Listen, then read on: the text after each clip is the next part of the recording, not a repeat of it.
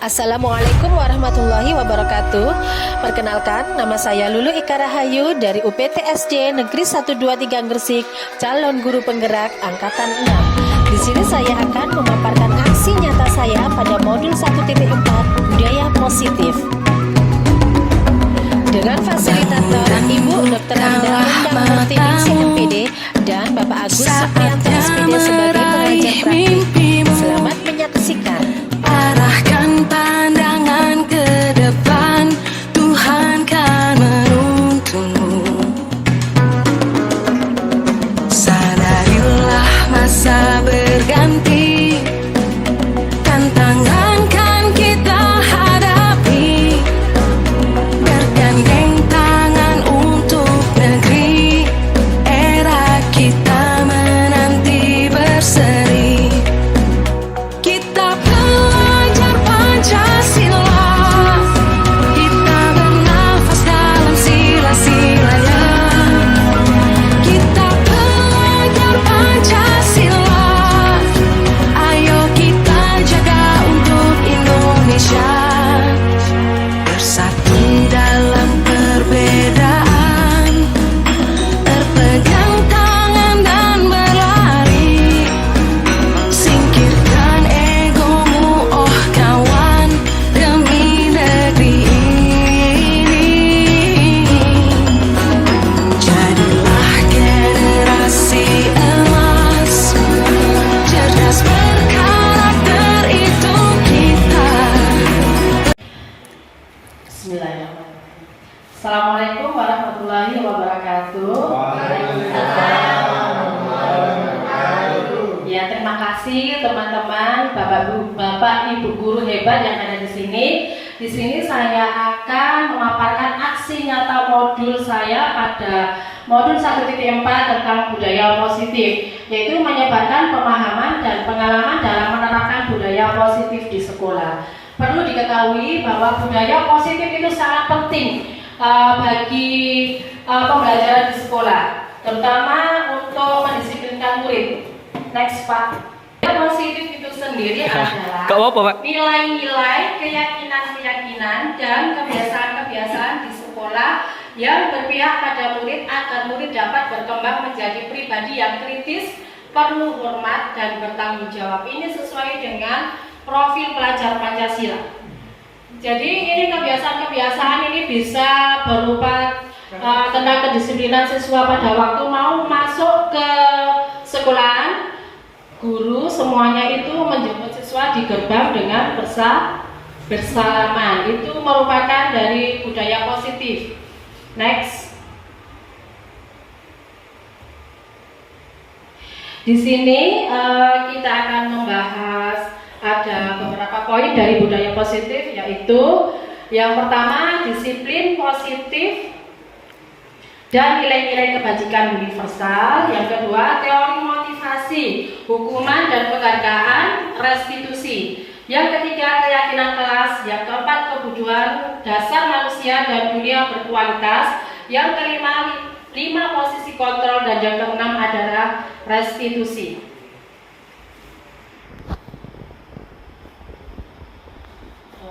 Diturunkan sedikit, Pak.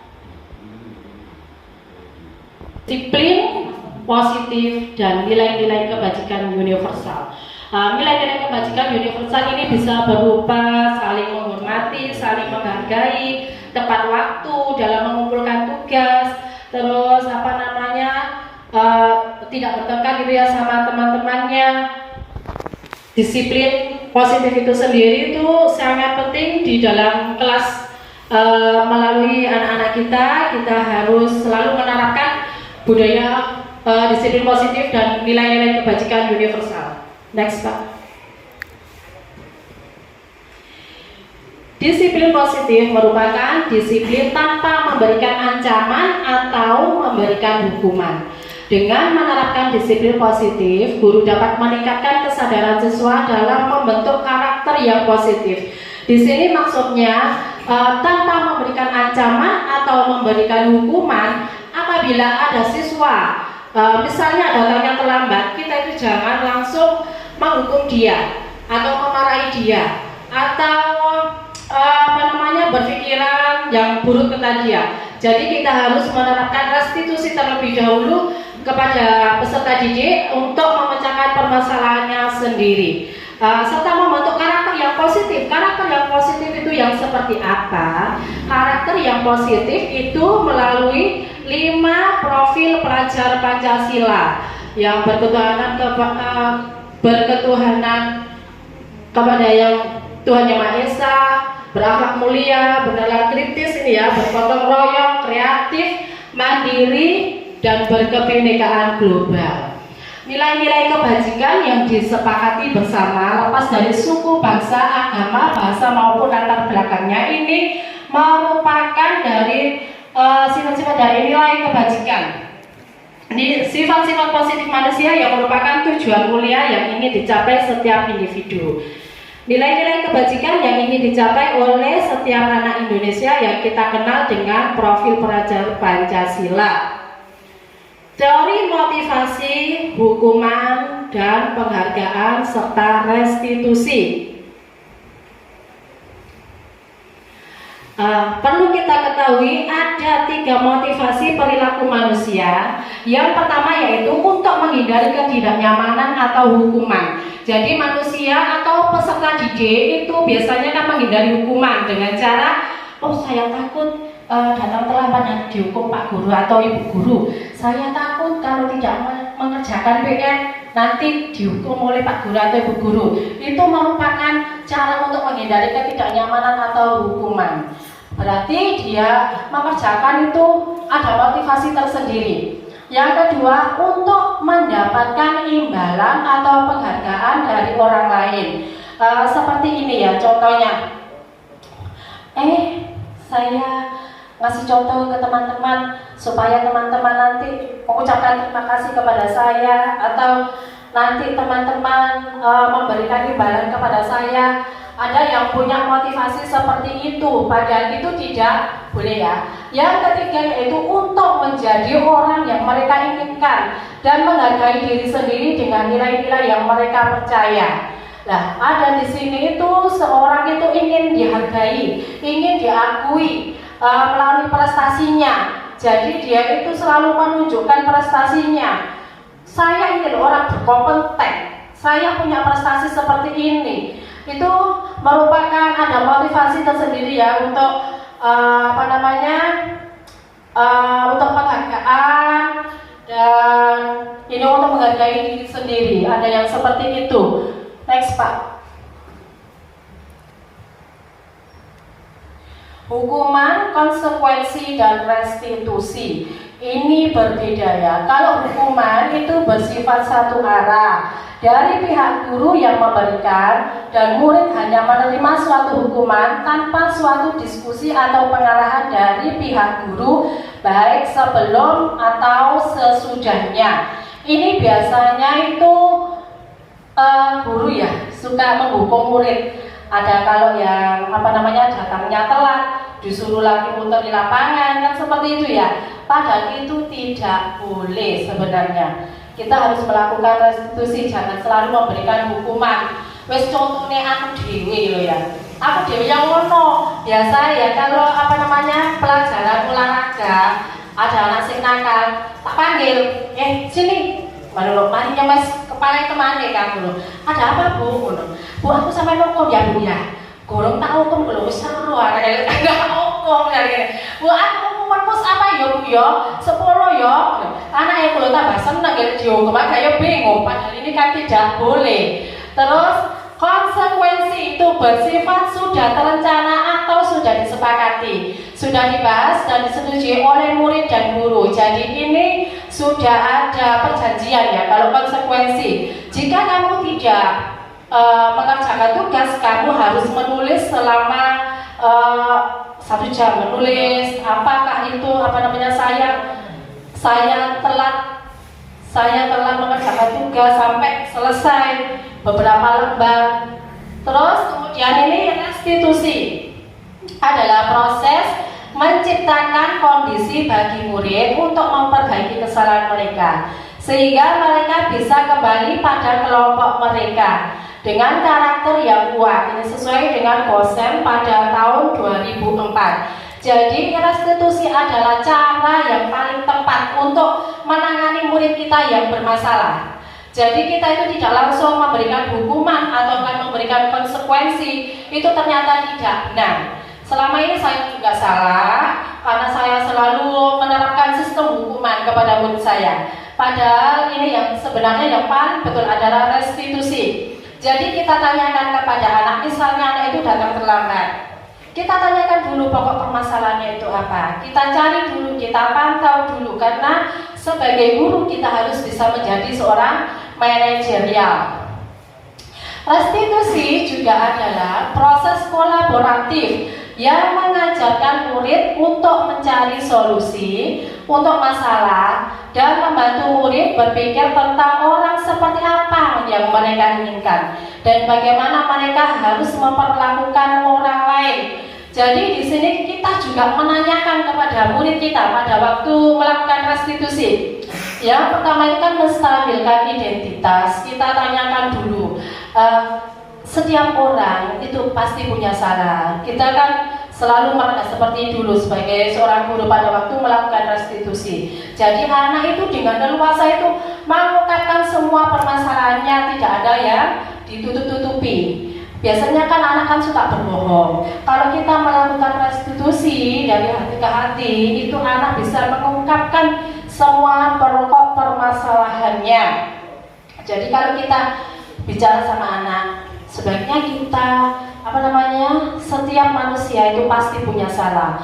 Bu guru juga pernah melakukan kesalahan, termasuk teman sampean kemarin juga melakukan kesalahan, dan sekarang sampean lakoni lagi ya kesalahan yang sama seperti ini.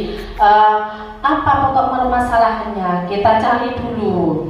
Kemudian kita cari pokok permasalahannya. Terus kita tanya kepada dia, orangnya seperti apa yang mereka inginkan, cita-citanya itu seperti apa. Jadi melalui seperti itu kita bisa tahu dan mendisiplinkan murid kita melalui restitusi. Saya ingin jadi seorang polisi, Bu, misalnya seperti itu ya. Oh, jadi seorang polisi itu harus punya kedisiplinan yang tinggi, harus pintar, harus tepat waktu dalam mengerjakan tugas. Jadi mereka itu punya motivasi dari dalam dirinya sendiri untuk melaksanakan sesuai dengan apa yang mereka cita-citakan. Next, Pak. Nah, keyakinan kelas. Keyakinan kelas ini berbeda dengan peraturan kelas. Selama ini kita menggunakan peraturan kelas, ya kan? Di kelas kan ada tulisannya. Biasanya kita tempel peraturan kelas 1 atau kelas 2, kelas 3 dan seterusnya. Kita rubah sekarang, bukan peraturan kelas, tapi keyakinan kelas. Nah, keyakinan kelas adalah salah satu disiplin positif yang bisa kita terapkan dalam membangun budaya positif di sekolah. Contohnya di sini ya, keyakinan kelas 1. Setiap anggota kelas perlu belajar. Setiap anggota kelas perlu senang. Dan selanjutnya ini sampai kelas 7, hormat, bekerja, diterima dan dimiliki. Keyakinan kelas sendiri itu dibentuk oleh semua murid ya, dalam satu kelas tersebut sama Pak Guru atau Ibu gurunya. Jadi ada nilai-nilai apa yang mereka inginkan di situ. Misalnya saling menghargai, Bu, ditulis di sini ya. Saling menghargai, dikumpulkan, nanti dicari pokoknya, itu dijadikan keyakinan kelas, sehingga menimbulkan nilai-nilai positif bagi semua murid dan guru. Misalnya di sini merasa diterima dan dimiliki. Berarti di sini kalau murid sudah mulai seperti itu, berarti ada perjanjian kontrak dengan teman-temannya, tidak boleh bertengkar ya. Selalu bersikap positif. Berarti sesama murid harus ada kerja sama. Tidak boleh gak wawu-wawuan lho. Ya, seperti itu ya. Tidak boleh ada perselisihan dengan temannya. Ya, bersikap positif. Terus senantiasa saling membantu. Lah perlu diketahui di dalam kelas kan biasanya ada anak yang punya sikap individual, tidak suka membantu temannya. Jika ada temannya mengalami kesulitan, ada yang tidak mau membantu. Contohnya dalam kesulitan mengerjakan tugas matematika biasanya ya. Kalau olahraga sih gampang ya, penculit mana ya. Kalau matematika kan ada rumusnya. Temannya itu tidak mengerti. Aku dudono kok, oh yo iki yo rumusnya iki apa? Salahmu kok gak ngomongno Pak Guru mak lapo. Ya biasanya kan ada yang seperti itu. Itu berarti mempunyai sifat individual. Tapi kalau di keyakinan kelas tersebut ada senantiasa saling membantu, berarti ada perjanjian kontrak antara teman satu dan teman lainnya, harus saling tolong-menolong dan saling membantu jika mengalami kesulitan dalam belajar. Next, Pak. Kebutuhan dasar manusia dan dunia berkualitas. Perlu diketahui, setiap manusia itu punya kebutuhan dasar dan punya dunia berkualitas masing-masing, baik Pak Guru, Bu Guru maupun semua murid. Jadi punya dunia berkualitas sendiri-sendiri. Next, Pak. 5 kebutuhan dasar manusia. Yang pertama yaitu bertahan hidup, yang kedua kasih sayang dan rasa diterima, yang ketiga kebebasan, yang keempat kesenangan, dan yang terakhir penguasaan. Bertahan hidup ini mencakup sandang, pangan, dan papan ya. Kebutuhan hidup akan makanan tercukupi, akan pakaian tercukupi, akan tempat tinggal juga tercukupi. Itu adalah kebutuhan dasar bertahan hidup. Rasa kasih sayang dan rasa diterima. Jadi setiap individu itu pasti punya kebutuhan untuk kasih sayang. Semuanya pasti ingin disayang keluarga, disayang orang tua, disayang teman-teman, termasuk siswa kita juga ingin mendapatkan kasih sayang dari Pak Guru atau guru yang ada di sini. Ya, rasa kasih sayang dan rasa diterima. Kalau kita menerima siswa itu langsung kan merasa, oh ya Allah, ternyata Pak Guru, Bu Guru itu menyayangi aku, bisa menerima kekuranganku. Padahal aku ini kurang bisa loh ya, kurang bisa mengerjakan tugas ini, tapi ternyata mereka baik loh ya. Nah, jadi mereka itu bisa mengekspresikan dirinya sendiri. Kebebasan. Di sini kita memberikan kebebasan kepada peserta didik dalam menerima pembelajaran. Karena ada peserta didik itu bisa menerima pembelajaran itu melalui melihat ya, melalui pendengaran. Ada yang juga melalui gerak. Pasti kan macam-macam kita ketahui ya peserta didik kita. Kalau sesuatu jegibet, mumet, gak gelem leret, mungkin itu memang gaya belajar dia. Kalau gak apa jenenge, gak mumet, gak melayu, gak sok mlebu pelajarane. Ya, ada yang juga melihat aja, tenang melihat. Karena kalau tidak dengan melihat, dia tidak bisa menerima ilmu. Terus ada yang juga mendengar. Wes menengah depan iso tak sakana duli nanti paling ngrungokno. Dijelasno gurune, ditanyain ternyata bisa menjawab. Itu berarti pendengarannya, kayak belajarnya seperti itu. Dan siswa itu biasanya itu suka dengan kebebasan. Jadi kita itu jangan istilahnya itu iya, mengatakan siswa kita ya, hei harus seperti ini, jangan seperti itu. Jadi kita biarkan anak itu berkembang sesuai dengan kreativitas mereka masing-masing dan sesuai bakat dan minatnya. Ya, keempat adalah kesenangan. Nah, setiap manusia itu pasti punya kesenangan tersendiri ya. Ada yang begini, suka makan misalnya. Ada murid yang suka makan nasi pecel, nggak suka rawon, masa kita suruh makan rawon? Kan nggak seperti itu kan? Kita biarkan siswa itu berkembang menurut kesenangannya tersendiri. Contohnya untuk menerapkan kesenangan pada siswa adalah melalui ekstrakurikuler ya. Kita dirikan ekstrakurikuler olahraga, entah itu volley atau atletik, terus drum band ataupun gongi apa Bu Win? Iya, gamelan. Di sini kebetulan ada gamelan, tapi lama belum beroperasi ya, karena gurunya belum mendapatkan guru ekstrakurikuler untuk gamelannya. Kita bisa menyalurkan kesenangan siswa kita melalui ekstrakurikuler. Jadi mereka inginkan apa? Menjadi siswa yang disiplin. Kita bisa salurkan lewat kegiatan pramuka atau untuk kreativitasnya. Karena siswa itu suka bergerak, suka dengan bola, kita salurkan lewat bola voli. Ada yang suka kesenian, kita salurkan lewat gamelan atau seni tari. Kemudian di sini ada Bu Win ya sebagai pengajar tari menari. Yang ketiga adalah penguasaan, yang kelima adalah penguasaan. Kebutuhan dasar manusia tentang kepenguasaan adalah istilahnya ini di sini itu rasa untuk diakui. Penguasaan itu kepingin diakoni. Oh misalnya contohnya ya, aku gitu iso ngharap iki lewat aplikasi ngene iki ngono. Wis tak dudune kanca-kancaku ngono. Mengko kanca-kancaku lak wahan ngono. Tibake belum iso rek kan. Itu kan butuh diakui temannya. Itu adalah kebutuhan dasar manusia tentang penguasaan. Hampir semua orang itu ingin kebutuhan dasar penguasaan ada yang seperti itu ya. Manusia itu kan macam-macam. Ada yang seperti ingin diakui kepintarannya, keahliannya, kreativitasnya. Ada yang seperti itu sehingga dia selalu menunjukkan kehebatannya. Next Pak.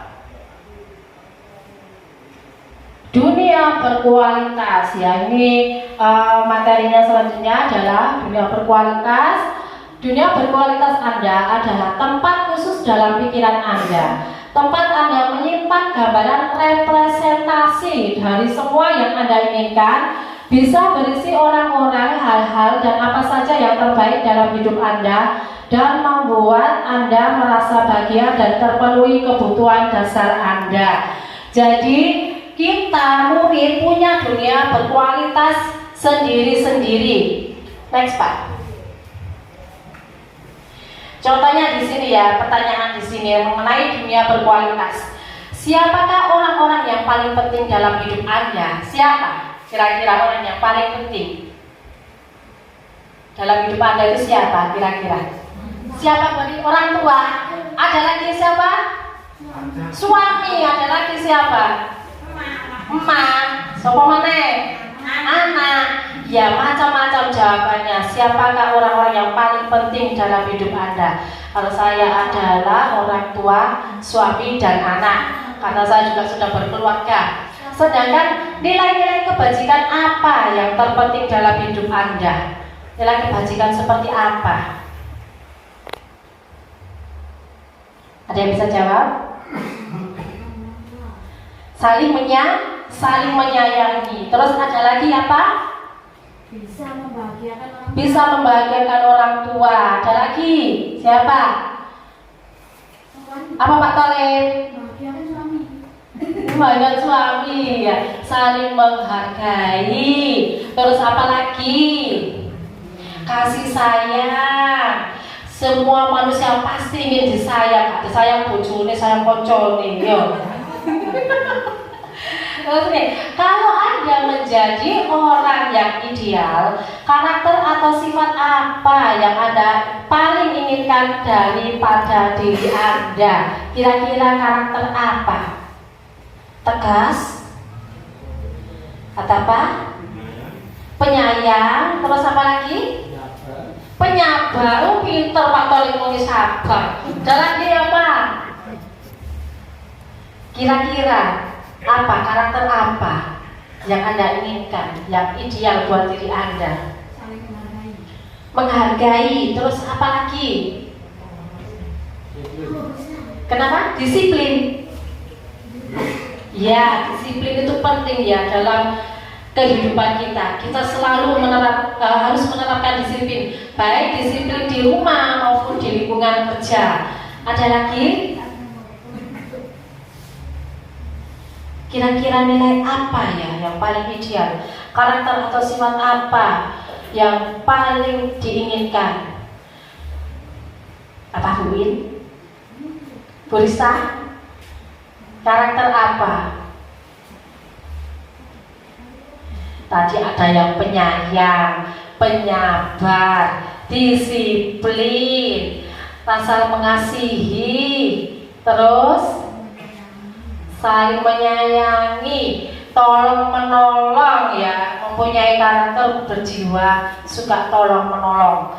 Apa pencapaian Anda yang Anda sangat banggakan selama ini, mulai dari dulu waktu sekolah sampai sekarang bekerja ini, kira-kira pencapaian Anda yang sangat dibanggakan itu apa? Oh, aku pernah menang juara 1 tingkat nasional lomba membaca puisi atau seperti itu. Ada yang lain? Apa mungkin? Pencapaian Anda yang sangat Anda banggakan menjadi guru yang profesional. Yang profesional itu yang bagaimana? Yang bisa menyalurkan ilmu kita kepada peserta didik, yang bisa mengayomi peserta didik, yang selalu memberikan pembelajaran yang baik kepada peserta didik melalui disiplin positif, budaya positif. Terus ini, apa pekerjaan ideal bagi Anda itu apa? Pekerjaannya guru. Iya, saya juga guru. Wis ideal wis dadi guru jen ya. Wis gak dadi apa-apa, dadi guru yang ibu rumah tangga. Ya, jadi guru itu memang sekarang itu gimana ya? Guru itu memang pahlawan tanpa tanda jasa. Istilahnya di sini itu kita apa yang ilmu yang kita dapatkan dulu kita harus mencurahkan kepada peserta didik kita. Kita kan pastinya bangga kalau punya murid yang pinter, yang suka dengan kita kan bangga. Kalau kita dirindukan oleh murid kita kan senang. Bu, kenapa kemarin nggak masuk ya? Bu, lek wayahe kelas 5 ae mlebu, lek wayahe aku gak mlebu. Ya saya ngono aku dibahane anak wong cari pilih kasih. Ya, padahal kan tidak seperti itu. Itu adalah pekerjaan ideal bagi diri kita adalah menjadi pendidik, karena kita sekarang adalah menjadi pendidik. Kita harus berusaha menjadi pendidik yang baik buat peserta didik kita untuk menjadikan mereka menjadi orang yang berkualitas, yang berprestasi. Ceritakan bagian perjalanan hidup Anda di mana Anda merasa itulah titik puncak hidup Anda. Apa ya kira-kira ya perjalanan hidup saya itu? Kalau saya itu dulu seperti ini ya. Cita-cita saya itu dulu itu menjadi akuntan, bukan guru olahraga. Karena ingin sekali bekerja di perpajakan. Kebetulan saya juga menyukai pelajaran akuntansi. Tapi kenapa di situ saya itu punya bertolak belakang dengan orang tua saya. Saya disuruh mendaftar di UNESA dulu ya. Pokoknya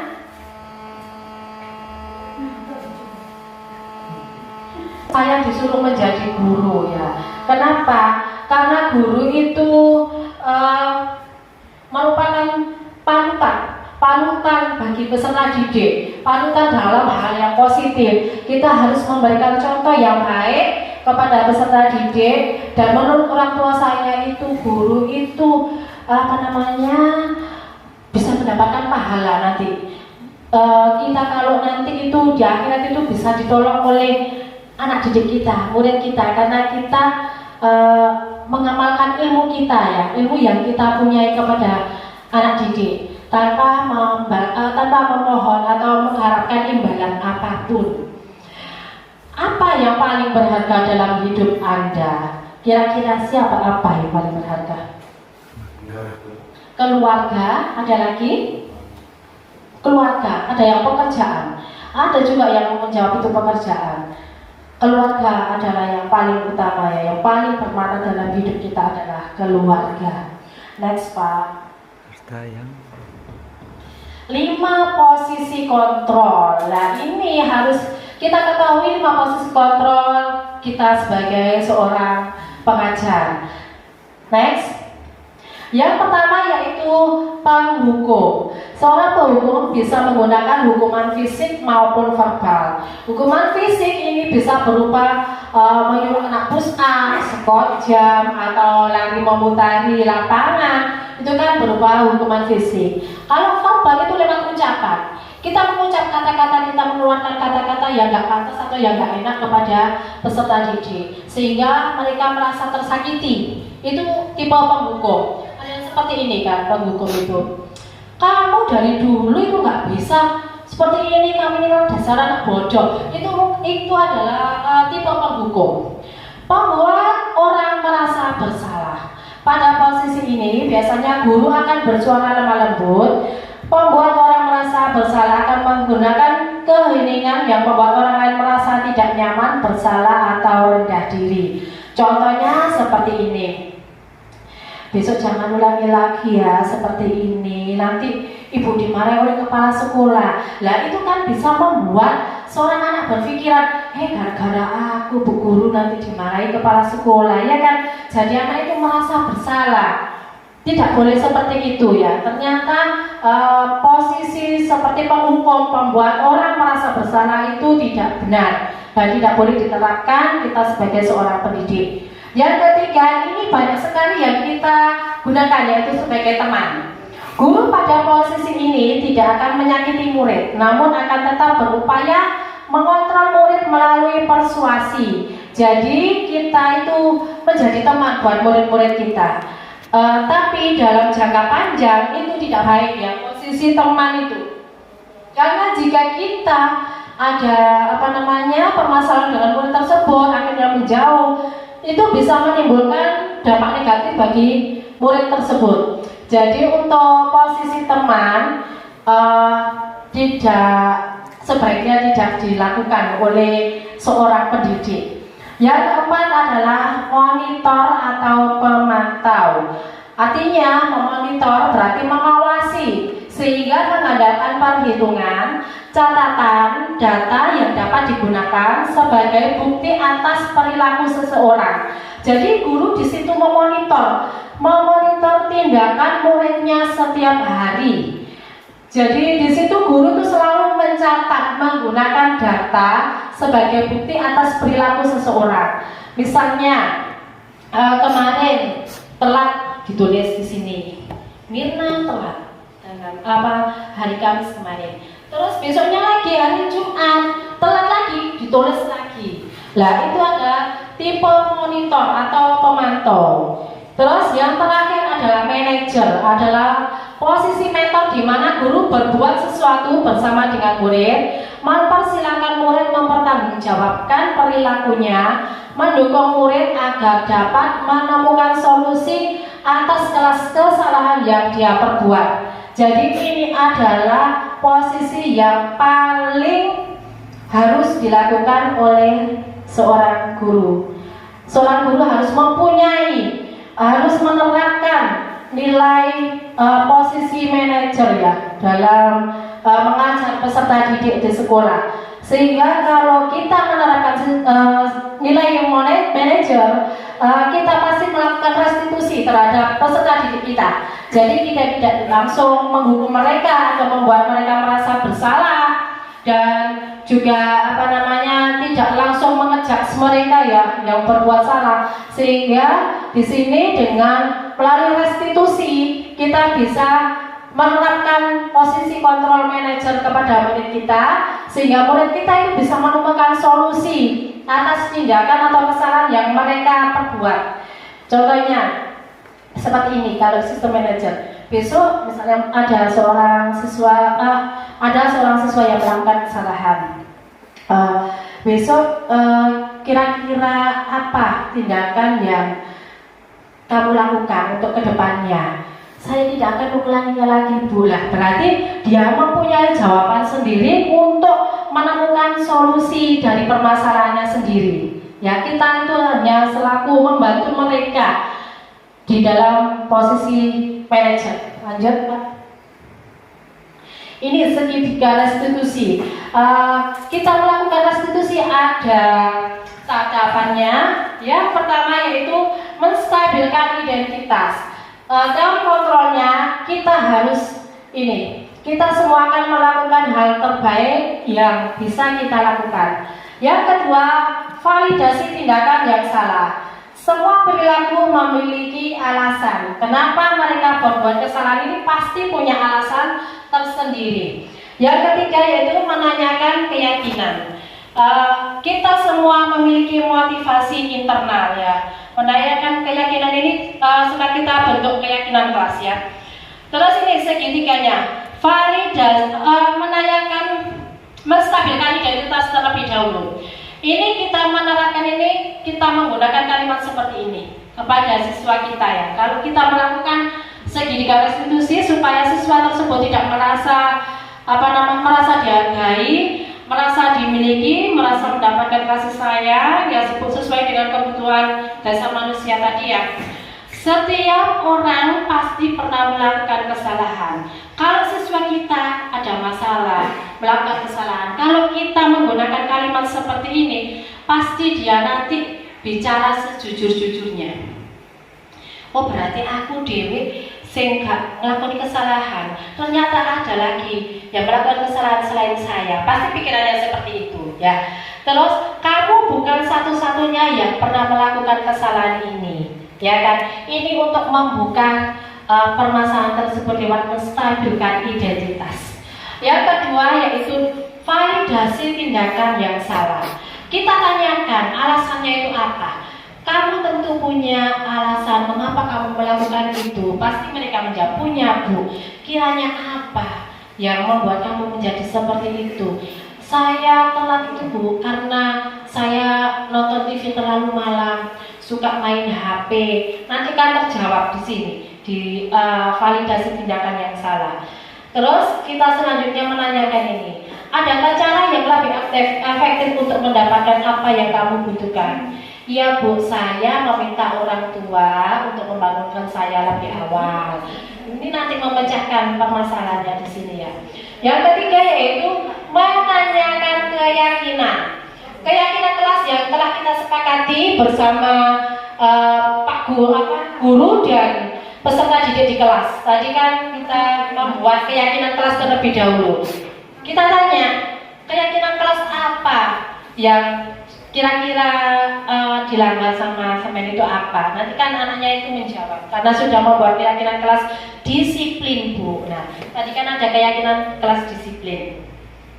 Terus selanjutnya kamu ingin menjadi orang yang seperti apa? Ini kita tanyakan cita-citanya. Cita-cita dia menjadi apa? Nanti kita jadikan kita tautkan satu persatu nanti ketemu ya. Kalau misalnya menjadi kemarin menurut saya yang seperti itu, saya menjadi dokter bu.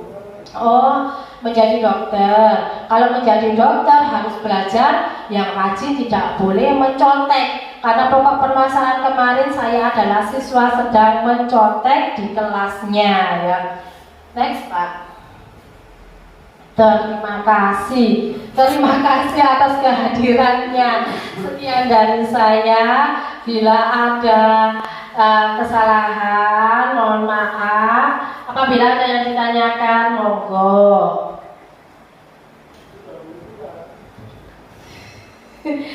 Ya, saya ucapkan terima kasih atas kehadirannya, atas waktu yang telah diberikan. Akhir kata, wassalamualaikum warahmatullahi wabarakatuh.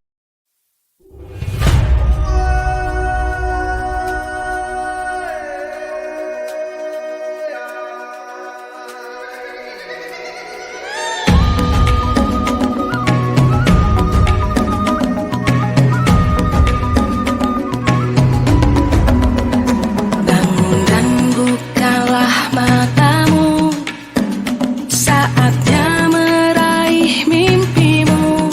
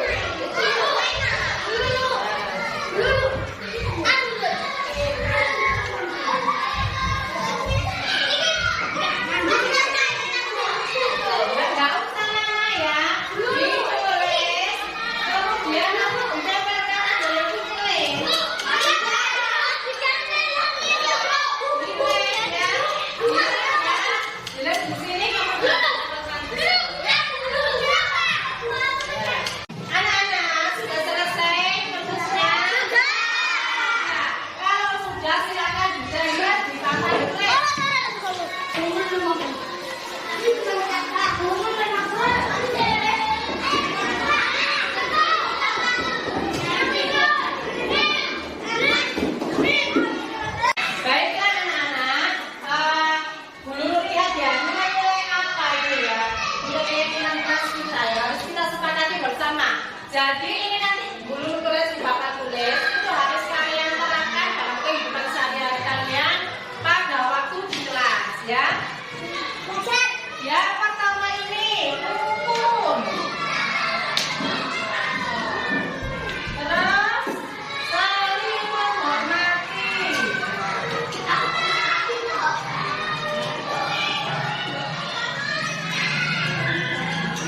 Berarti ini nggak boleh mengejek ya, kalau saling menghormati.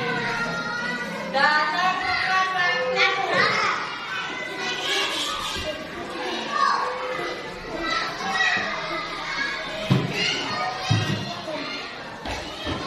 Terus disiplin.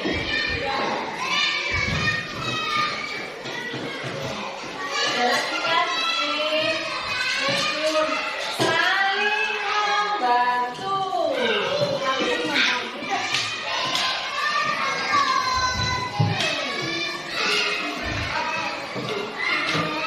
Nah, ini adalah nilai-nilai keyakinan kelas dan nilai-nilai kebajikannya yang harus kalian lakukan setiap hari. Jadi kalau rukun berarti tidak boleh bertengkar teman-temannya. Saling menghormati berarti tidak boleh melecehkan ya. Tidak boleh memanggil temannya dengan kata-kata yang jelek.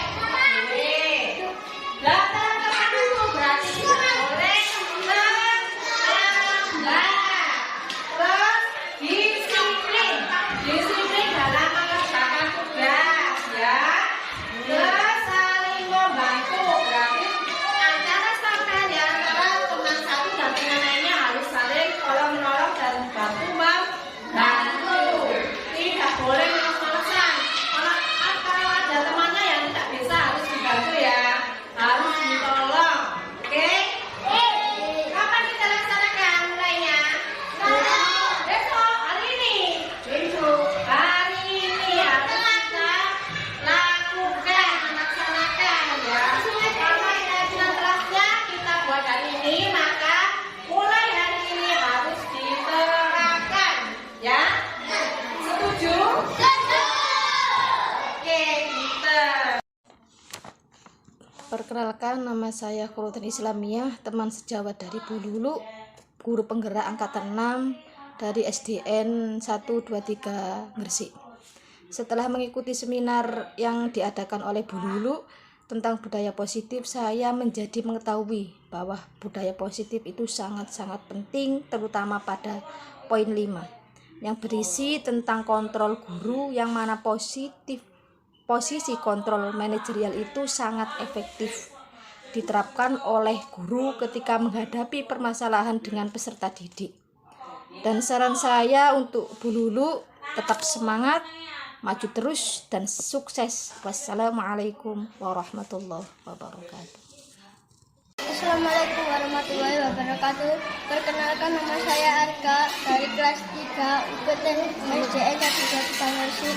Setelah saya membuat keyakinan kelas bersama teman-teman dan guru, saya menyadari bahwa nilai-nilai kebajikan yang harus dilaksanakan itu penting, dan kami semua harus menerapkan keyakinan kelas yang sudah disepakati. Terima kasih Bu Lulu. Kita belajar Pancasila.